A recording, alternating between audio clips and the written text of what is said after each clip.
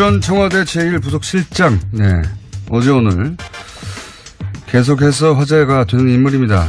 이 김희중이라는 단어를 검색어 1위로 만든 장본인은 따로 있죠. 정두원 전 의원 스튜디오에 직접 나오셨습니다. 안녕하십니까? 네, 안녕하세요. 저희가 스튜디오에 모시려고 여러 번 했는데 나오신 건 처음입니다. 아니, 저 부르지 않았는데 저는 전국 제1의 방송에 나오고 싶은데 안 불렀어요. 전화만 한 번인가 두 번 하고. 영광입니다. 저희 작가하고는 얘기 다르네요. 제가 정계 풍운하라고. 네, 그렇게 얘기하셨죠. 어제 그저께 폭탄을 근데 하나 던지셨어요. 네. 뭐 던지려고 던진 게 아니라 저는 물어보면 대답합니다. 그러니까 제가 장애인인데 그러니까 말을 돌려서 할 수 있는 능력을 현저히 결여한 장애를 지니고 있어요. 그러다 보니까 물어보니까 있는 대로 얘기하는 거죠. 우선 김희중 씨하고 MB의 인연 그리고 역할은 어떤 것인지 좀 정리를 한번 해 주시죠. 그게 97년부터라고 언론에서 보도되고 있던데. 그러니까 이제 분신이라고 할 수 있고 네. 움직이는 일정표죠.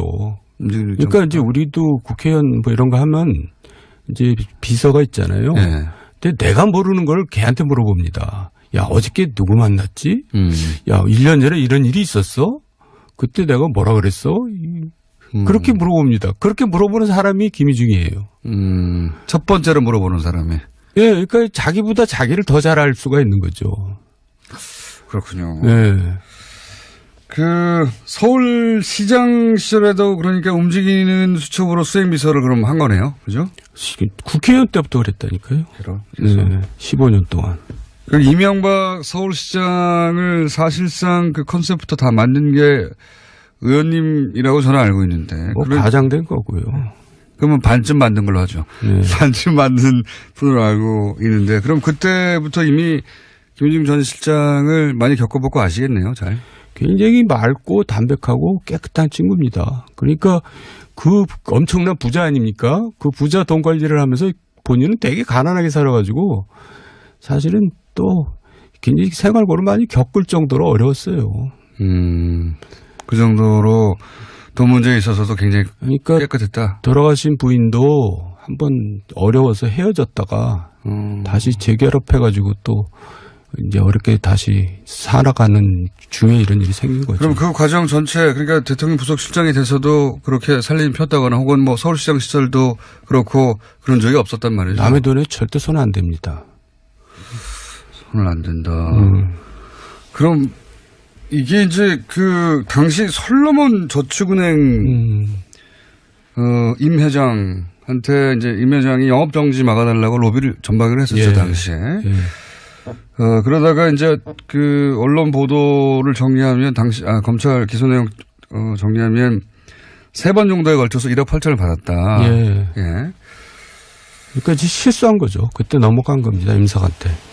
근데 제가 이제 요 기사 그때 당시부터 저는 좀 이상했던 것이 청와대 내부 감찰에서 그러니까 그 솔로몬 저축은행 임회장이면 요주 인물인데 3번이나 만나서 돈을 받는 게 안 걸렸다는 것도 제가 이해가 안 갔었거든요. 돈 주는 사람은 집요하기 때문에 돈 거절하는 것도 사실 굉장히 힘든 일입니다. 저도 뭐 정치하면서 겪어보지만 그러니까 이제 돈 주는 사람이 돈 주겠다고 마음먹으면 별 수를 다 써서 주죠. 제가 이제 또 그럼 이상한 대목을 여쭤볼게요. 더 잘 이해가 안 가는 것은 이상득 전, 당시에 이제 밝혀지기로는 이상득 전 의원에게 3억을, 줬고. 그건 이제 제가 소개해서 준 거죠. 그래서 네. 제가 공범이 된 겁니다. 나중에 무죄를 받았죠. 네. 네. 그 여의도 연구소장부터 교도소까지 다 겪으신 분이에요, 지금. 풍운아. 네. 그런데. 풍운아는 김어준 씨지. 제가 왜 납득이 잘 안 가냐면, 이상득 의원에게 직접 줬단 말이죠. 근데 이제 부속실장이 솔로몬 저축은행 영업 정지를 막을 수 있는 사람이 아니잖아요.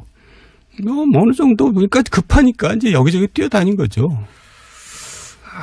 이제 저는 이때 어떤 생각을 했냐면, 이게 배달하다가 이게 사고가 났구나. 이런 생각을 했었거든요, 당시에. 그건 절대 아닙니다. 그러니까 MB께서는 그런 돈을 받는 사람이 아니에요. 돈이 많기도 하지만 대통령이 되겠다. 또 대통령이 되고 나서도 그렇게 사사로운 돈을 받지 않아요.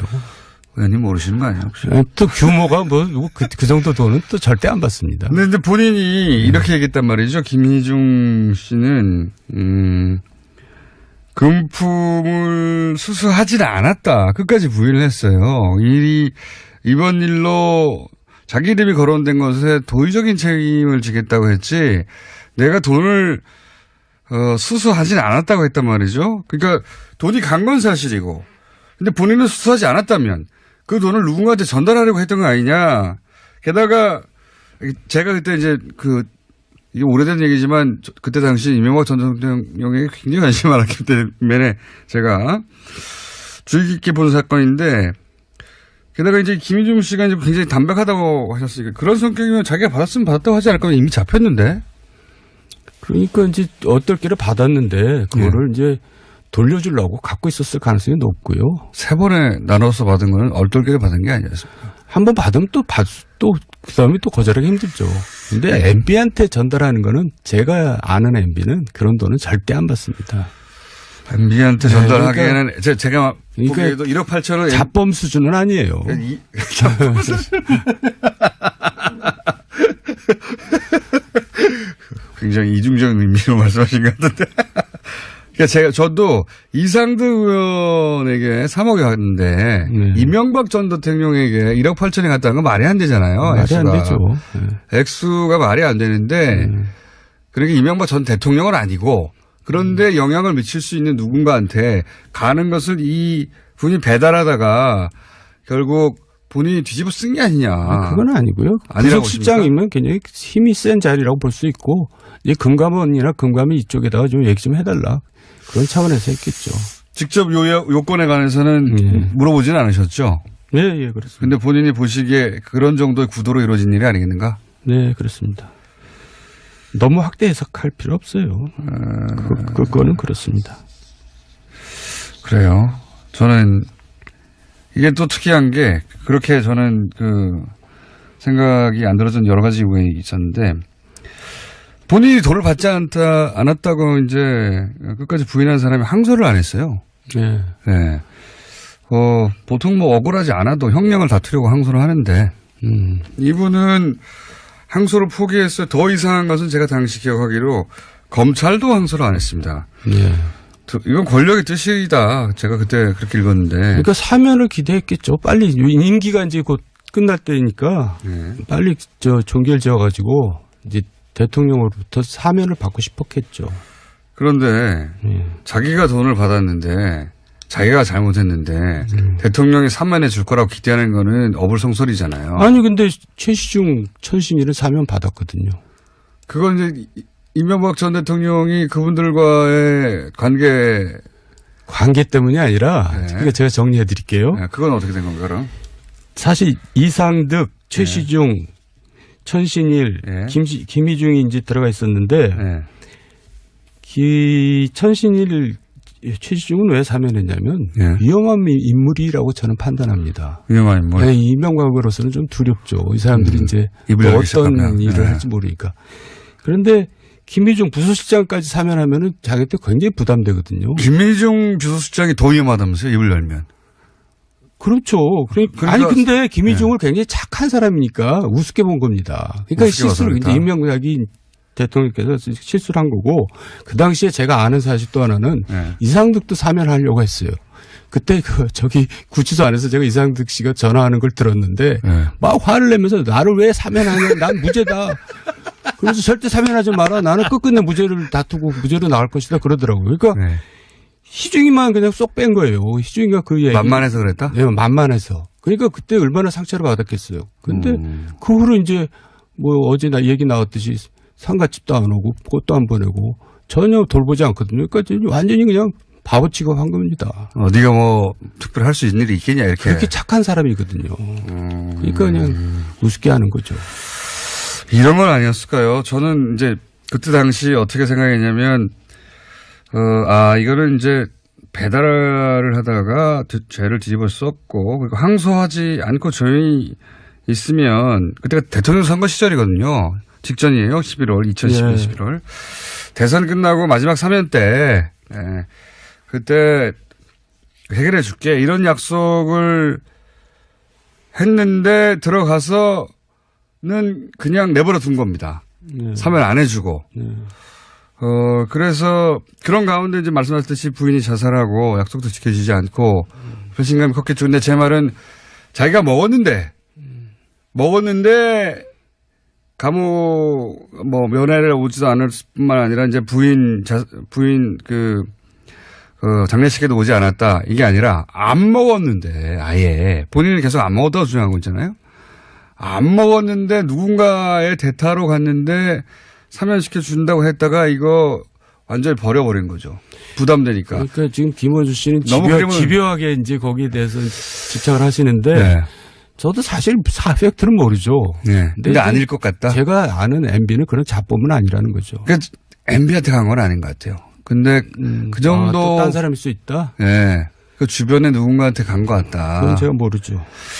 자, 일단 요 이야기는 저의 당시의 술이었는데 이 중에서 그러면 출소 후에 이명박 전 대통령에게 이제는 이제 다 끝났잖아요. 전입이 됐고 본인도 나왔고 그러면 이명박 전 대통령이 그때는 정치적으로 부담돼서 그랬을지 몰라도 나중에는 챙겨줄 수 있지 않습니까? 그러니까 정치적으로 부담스러워한 겁니다. 이제 돈 받고 들어가서 살다 나온 친구를 내 옆에 두면은 내가 기스 날 것 같으니까는. 다 끝냈는데 그래도 대통령도 아닌데. 그러니까 되게 옹졸한 거고 좀 이기적인 거죠. 그게 뭡니까? 그 이후로도 그럼 안 챙겼어요? 전혀. 그리고 김희중 자체가 이제 실망을 해서 아예 연락도 안 했죠. 김희중이 찾아가서 도와달라고 그러는 얘기 나오는데 그러지 않았습니다. 김희중 자체가 얼씬도 하지 않았어요. 쳐다도 안 봤습니다. 그쪽으로 쳐다보지 않겠다. 예, 내가 그랬어요. 가서 인사라도 드리지 그러냐 그랬더니 아이 됐어요. 뭘 인사를 해요. 안 갔습니다. 이미 이제 마음이 거기서 끊어진 거죠. 끊어진 것이다. 네. 하하, 참. 배달사고인지, 그러니까 이명박 전 대통령이 직접 받았을 리는 없고 액수 작고 하지만 주변 누군가로 가던 돈이었을 수도 있다고 저는 보는데 거기까지는 잘 모르시겠고. 근데 그럼 이 부분은 그 시절부터 97년부터 계속 있었으면 그리고 수첩이었으면 사실상에 그 시절이면 도곡동 땅 문제가 불거졌을 시절부터 다 안다는 거네요, 내용은? 다 알죠. 도곡동 땅, BBK, 다스, 상성 문제. 2012년까지 계속 있었으니까 내곡동 사저 140억 돌려받은 거 다. 그런 거 다 알 겁니다. 폭탄이네요. 돌려받은 거? 네. 뭘 돌려받은? 내곡동 사저를 돌려받은 아니, 140억, BBK 140억을 나중에 김경준 씨로부터 돌려받은 것. 그런 내용도 다 알고 있겠죠. 바로 모든 전화를 대통령이 직접 합니까? 다 누구 시켜서 하고 그러고 누구 불러라 하고 그러는데 그 흐름을 다 알고 있겠죠. 거의 다 알고 있을 것이다. 네. 특히 대통령 되기 이전 거는 대통령이 아니어서 아주 대통령은 또 많잖아요, 수행이. 네. 근데 이제 그 이전 건 아주 자세히 알고 있겠네요. 대통령 수행은 많지 않습니다. 그래요? 이 김희중 혼자 합니다. 특활비도 안다고 아는 거겠죠, 당연히? 그러니까 이런 특활비 얘기가 나온 거겠죠? 그렇죠. 그 자기가 받은 특활비를 자기가 모르겠어요. 그 특활비 중에 1억을 받아서 지금 제2부속실로 줬다는 거 아닙니까? 제2부속실은, 영부인. 네, 가족들 관리하는 곳인데, 거기 줬다는 건 영부인이 그 돈을 썼다, 이렇게 봐야 되는 거 아닙니까? 물론입니다. 예. 그게 언론에 보도되듯이 명품에 썼는지 어떤지 모르겠지만, 개인적인 용도로 썼다고 봐야 되겠죠? 그거는 이제 경찰이 밝혀야 되겠지만, 공적으로 썼어도 문제죠. 공적으로 왜냐면 쓸 일이 있나요? 공적으로 청와대에 쓸 일은 많이 있겠죠. 근데 이제 그 공적으로 써도 그것도 불법입니다. 예. 네, 문제긴 하지만 공적으로 쓸 돈을 부인이 그렇게 받았을까요? 그래서 어쨌다는 겁니까? 아시는 거 있나 싶어가지고요. 저는 거기에 대해서 모릅니다. 그쪽은 모르시고요. 예. 명분백 얘기 나오던데. 그것도 좀 너무 억측인 것 같고 검찰에서도 그건 부인했던데요.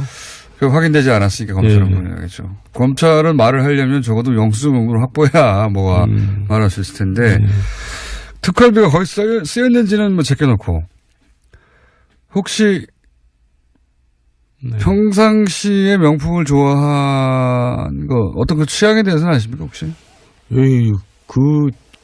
김현미 의원인가가 그것 때문에 크게 한번 곤욕을 치렀죠. 네. 뭐 명품 시계를 찼다고. 예. 근데 사실 그게 명품시가 아니었고 모조품이었거든요. 네. 가방은 아닌 것 같아요. 가방은 그러니까 진짜 명품은 좋아하겠죠. 좋아하겠죠. 그 정도면. 근데 네. 이제 일부러 외부에 다닐 때는 또 이제 위장을 하죠. 네. 이제 값싼 걸로 이제 하고 다니고 그러는 거죠. 네. 그건 보통 정치인 고위직들 부인들이 보통 그렇게 합니다. 하여간 그 쇼핑 취향에 대해서 잘 모르시고요. 뭐 그런 거기까지는 화제가 됐길래 한번 여쭤보는 겁니다. 중요하지는 않지만. 뭐 현대그룹 회장 부인인데 취향이야 뭐 굉장히 고급스럽겠죠.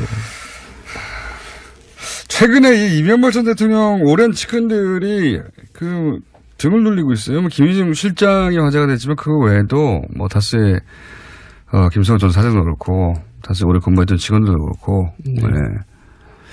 이거는 왜 그런다고 보십니까? 원래 인간들이 또 다 그래요. 옛날 워터게이트 사건 때도 보면은 네. 그 당시 검찰 기록 보면은 이제 닉슨 측근들을 부르는데 물어보지도 않는데도 다 부르더라고. 이제 그런 얘기를 하는데 특히 MB는 측근 관리는 진짜 못해요. 어떤 의미에서 그렇습니까? 예, 그러니까 달면 삼고 쓰면 뱉는다는 그런 스타일이겠죠. 그러니까 뭐 좀 어떻게 보면 굉장히 어리석은 거죠. 그 관리를 해야죠. 그러니까 앞으로 입을 열 사람이 더 많겠네요. 본인이 책임져야 될 일입니다. 앞으로도 더 나오겠죠. 저는 이제 이게 더 번질 때가 이제 중요한 부분이 어디냐면 민간인 사찰 부분이라고 생각해요. 아, 본인이 직접 겪으셨죠, 그거는. 네, 제가 1차 사찰 대상인데. 근데 왜 사찰 대상이 되신 거예요? 그때 이상덕 의원에 대해서. 출마하지 말라고. 불출마. 그거 하나입니까? 55인 사건 불출마를 주동한 게 첫 번째고, 또 하나는 이제 제가 도곡동이나 BBK에 대해서는 굴뚝같이 MB 말을 믿었거든요. 네. 그래서 이제 그 당시 국세청이나 검찰에서 만든 엉터리 파일이라고 생각하고 그걸 다 내놔라. 네. 그것 다 파기시키겠다. 그래갖고 제가 이제 그걸 요구를 했는데 너 왜 쓸데없는 짓 하고 다니냐. 이제 저를 오해한 겁니다. 자기를 뒷조사하는 것처럼. 그래서 내가. 그럴 리가 있나요? 서울시장을 만들고 대통령을 만들었는데. 그래서 내가 보고 드리지 않았습니까? 이거 파일들은 다 없애야 됩니다. 나중에 또 엉뚱하게 사용될 수 있으니까. 그런데 그거를 갖다가 이제 한상률이라는 사람이 이 SD한테 가서 쪼르르 가서 이제 잃는 겁니다. 정도니까 자꾸 요구한다. 네. 그러니까 SD가 이제 그걸 MB한테 얘기했겠죠. 이상덕 의원. 그러니까 MB한테 제가 거의 그 10년 가까이 같이 지냈는데 처음으로 이제 야단을 맞은 겁니다. 1시간 동안. 너 왜 쓸데없는 짓 하고 다니냐. 그래서 저는 왜 야단을 맞는지 좀 몰랐어요. 네. 본인을 도와주겠다고 하는 건데. 도와주겠다고 하는 거고 보고를 한 건데. 지금 와서 생각해 보니까 그런 것들이 다 위험했던 것 같아요. 네. 문제가 있었던 것 같아요. 그러니까 그러지 않았겠어요. 그러니까 당연히요. 제가 순일했던 거죠. 죄송합니다. 오로지 그 이유였어요? 오로지? 그 두 가지 건이 굉장히 결정적인 계기가 됐어요. 그래서 어디까지 당해보셨습니까? 사찰이야 뭐. 저 미행을 시키고 그래가지고 제 주변 이런 얘기를 했어요. 청와대에서. 정도원과 가까운 자들을 씨를 말리겠다. 그래서 제가 이제 청와대에서 그러길래 제가 이제 그렇게 제 주변을 그렇게 괴롭혔거든요. 네. 실제 들으신 얘기예요? 씨를 말려라? 예, 제일 이제 괴롭당한 사람이 정태근 의원이고 뭐 남경필 의원도 그렇고. 근데 그래서 제가 그렇게 얘기를 했어요. 아, 그럼 나한테 좀 확인을 좀 해라. 나하고 친하지도 않은데 당하면 얼마나 억울하겠느냐. 일단 친한지 안 한지 물어보고 씨를 말려라. 그렇잖아요. 그렇죠. 엉뚱하게 씨가 말릴 수 있으니까. 공직사회에서 저 때문에 피해당한 사람도 많습니다. 승진이라는 문제에서. 예, 저하고 가깝다는 얘기. 어쩌다가 통화 몇 번 했다고. 네. 그래서 씨를 말려라고 해서 무슨 일을 당하셨어요 그때? 저를 이제 그 깊이 인물을 자꾸 만드는 거죠. 그래가지고 저 뭐 다 뒤지다가 저한테 또 걸렸어요. 저 미행하다가. 미행하다가 걸린 적도 있어요? 예, 미행하다가 걸려가지고. 국정원이었어요? 아니면 그때? 이제 그때 국정원 직원이었죠. 청와대 파견 나온. 네. 그래가지고 제가 SD한테 이제 항의를 했죠. 네. 어떻게 걸렸습니까? 저도 다녀와서 아는데. 제가 국정원을 한심하게 보는 게 네. 남을 사찰하고 미행하는 것까지는 좋아요. 그게 네. 국정원 일일 수도 있는데 네. 왜 들키냔 말이에요. 그러니까 어떻게 들켰어요 그때? 아니, 접근해 오면 접근할수록 들킵니다. 근데. 그렇죠. 예. 그 당시에 이제 또 저에 대한 모든 중상모략, 뭐 음해 이런 거를 또 뭐 찌라시에 뿌리고 난리가 났는데. 예.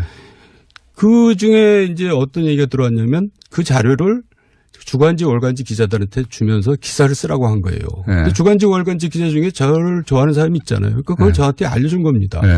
그래서 제가 확인을 해봤더니 사실이에요. 그래서 이상덕한테 쫓아갔죠. 갖고 이게 무슨 짓들을 하는 거냐 도대체. 그랬더니 나 이제 이건 도저히 가만히 안 있겠다. 그랬더니 그 이상덕 옆에 이제 그때 다른 국회의원이 있었는데 이상덕 측근 그 국회의원이 그럼 내가 나서서 해결하겠다 해가지고 그거를 이제 그 사람을 내가 뭘 요구했냐면 그 친구를 잘라라가 아니라 그 친구 청와대에 두면 안 되니까 국정원으로 돌려보내라. 그런데 국정원을 못 돌려보내는 겁니다. 그래서 이상덕 의원한테 가서 아니 내 앞에서 분명히 돌려보낸다고 해서 그때 인정하지 않았느냐. 그런데 왜 안 돌려보내냐. 그랬더니 그다음에 정정길 비서실장한테 연락이 왔어요. 만나자고. 그래서 만났더니 그 친구를 돌려보내려고 그랬더니 국정원장이 안 받겠다는 거예요. 그래서 국정원장을 나중에 한 만날 일이 있었거든요. 왜 돌려보내는데 안 받느냐 그랬더니 이놈이 나를 사찰했어요. 그러니까 심지어는 국정원장을 국정원장이 사찰한 겁니다. 그런 일들이 벌어졌어요. 그러니까 진짜.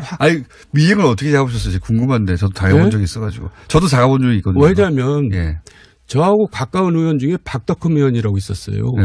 박덕흠 의원이 그때는 사업가였는데 금타 산업훈장을 받았는데 며칠 만에 세무조사를 받은 겁니다. 원래 산업훈장을 받으면 세무조사를 면제받거든요. 근데 세무조사가 들어갔고 뭐 엄청나게 고초를 겪었거든요. 그런데 왜 그렇게 됐냐 생각해 보니까는 이제 그 박덕흠 의원하고 저거 잘 만나서 술도 잘 먹고 그러거든요. 그러니까 이제 그걸 미행해서 이제 다 보는 거예요. 나중에 또 드러났지만 또 어떤 사학재단 뭐 이상하는 친구도 있거든요. 그 친구도 저하고 굉장히 가까운 친구인데 그 친구도 엉뚱하게 뭐 세무조사 들어가고. 만난 사람들마다 세무조사 들어가는 거예요. 얼마 안 있으면 곧 이제 피해를 입는 거군요. 그리고 그 미행하는 거지 뭐예요. 저는 물리적으로 확인한 적도 있거든요. 그래. 정황을 조합해서 이제 미행을 확인하셨구나. 김어준 씨는 그래도 싸죠. 하도 그냥.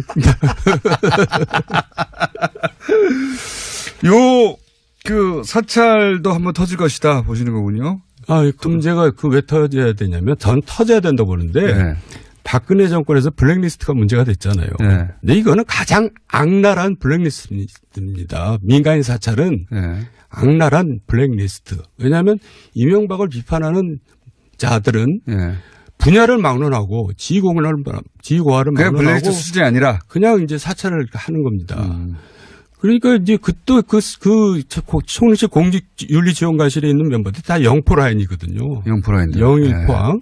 그러니까 이제 그 라인들이 뭉쳐가지고 이제 정권을 호위한다고 그런 짓들 벌렸는데, 근데 그런 짓만 했어도 또 다행이에요.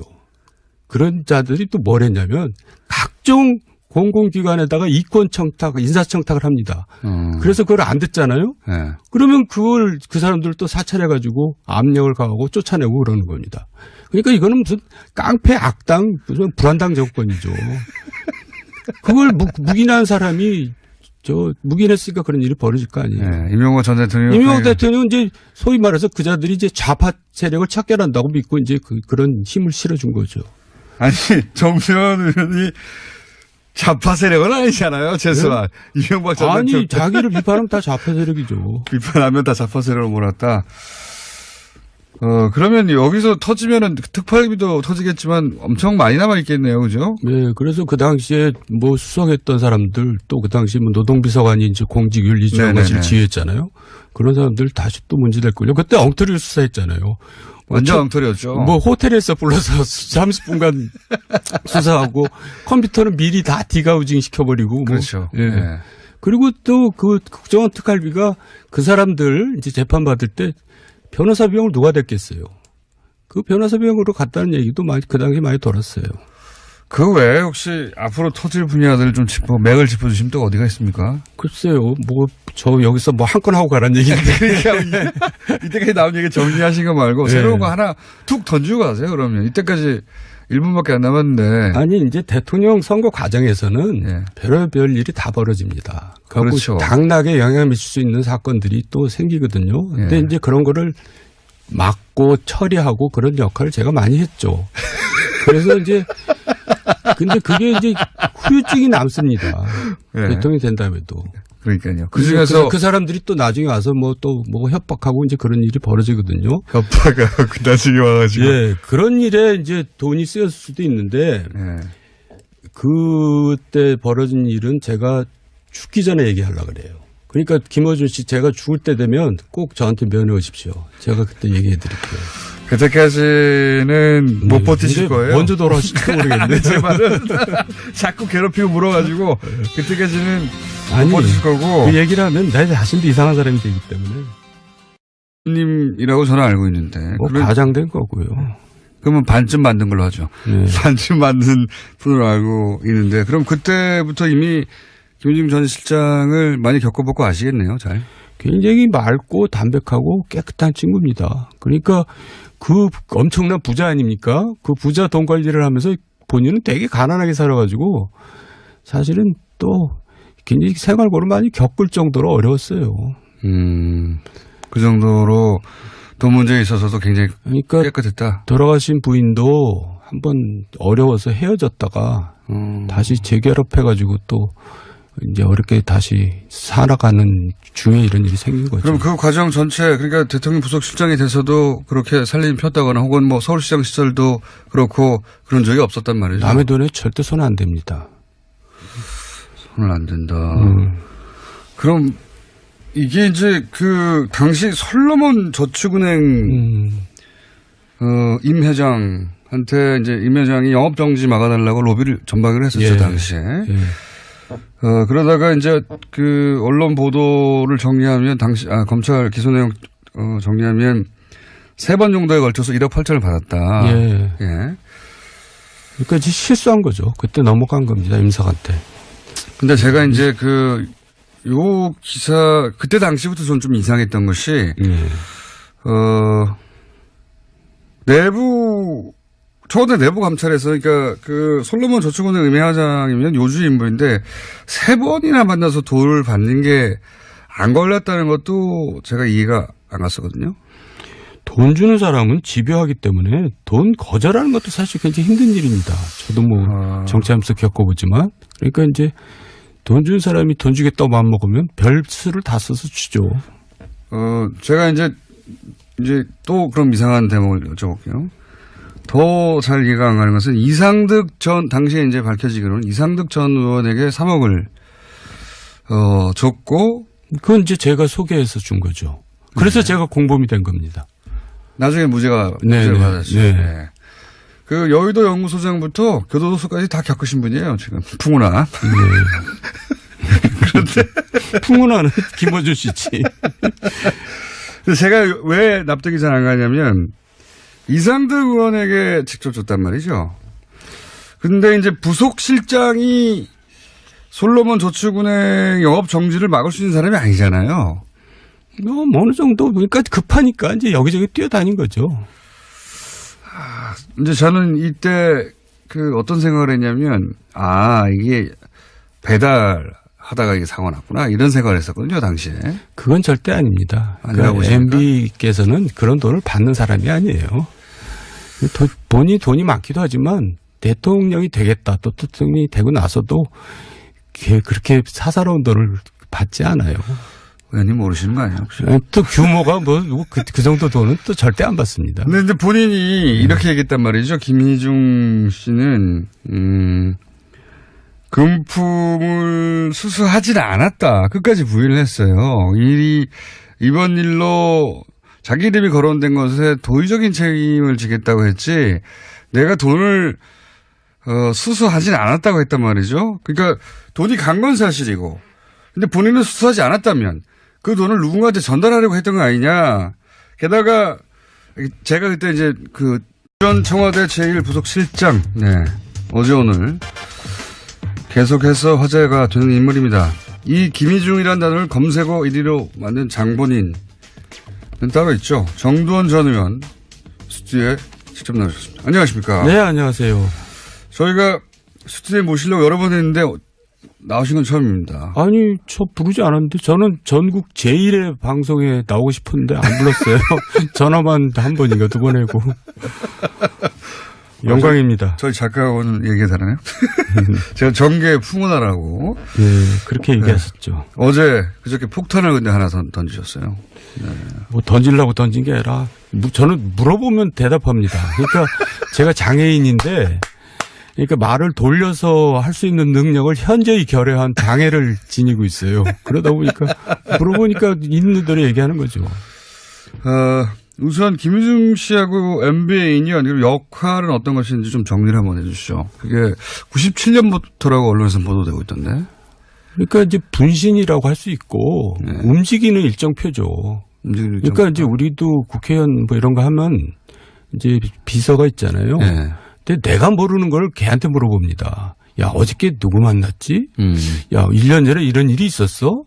그때 내가 뭐라 그랬어? 그렇게 물어봅니다. 그렇게 물어보는 사람이 김희중이에요.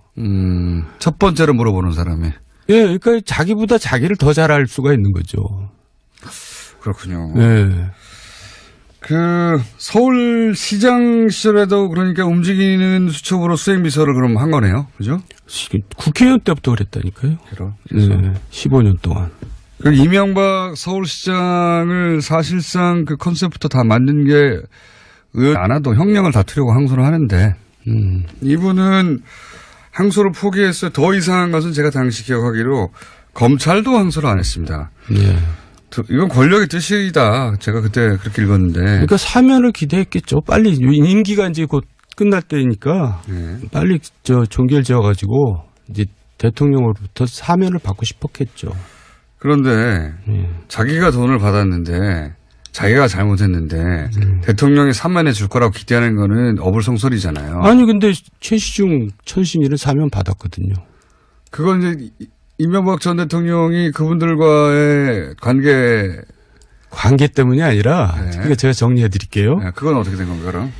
사실 이상득, 최시중, 네. 천신일, 네. 김희중이 이제 들어가 있었는데 천신일, 최시중은 왜 사면했냐면 위험한 인물이라고 저는 판단합니다. 위험한 인물? 네, 이명박으로서는 좀 두렵죠. 이 사람들이 이제 어떤 일을 할지 모르니까. 그런데 김희중 부서실장까지 사면하면은 자기한테 굉장히 부담되거든요. 김희중 비서실장이 더 위험하다면서요? 입을 열면. 그렇죠.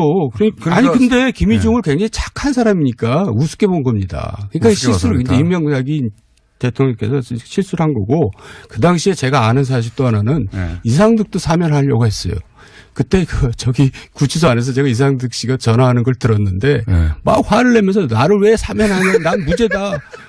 그래서 절대 사면하지 마라. 나는 끝끝내 무죄를 다투고 무죄로 나갈 것이다. 그러더라고요. 그러니까 희중이만 그냥 쏙 뺀 거예요. 희중이가 그 얘기. 만만해서 그랬다? 네, 만만해서. 그러니까 그때 얼마나 상처를 받았겠어요. 근데 그 후로 이제 뭐 어제 얘기 나왔듯이 상가집도 안 오고. 이게 오래된 얘기지만 그때 당시 이명박 전 대통령에게 굉장히 관심이 많았기 때문에 제가 주의 깊게 본 사건인데 게다가 이제 김희중 씨가 이제 굉장히 담백하다고 하셨으니까 그런 성격이면 자기가 받았으면 받았다고 하지 않을까 이미 잡혔는데. 그러니까 이제 어떨 게를 받았는데 그거를 이제 돌려주려고 갖고 있었을 가능성이 높고요. 세 번에 나눠서 받은 건 얼떨결에 받은 게 아니었습니까? 한 번 받으면 또 그다음에 또 거절하기 힘들죠. 근데 MB한테 전달하는 거는 제가 아는 MB는 그런 돈은 절대 안 받습니다. MB한테 전달하기에는 그러니까, 제가 보기에도 1억 8천원 자범 수준은 아니에요. 자범 수준. 굉장히 이중적인 의미로 말씀하신 것 같은데.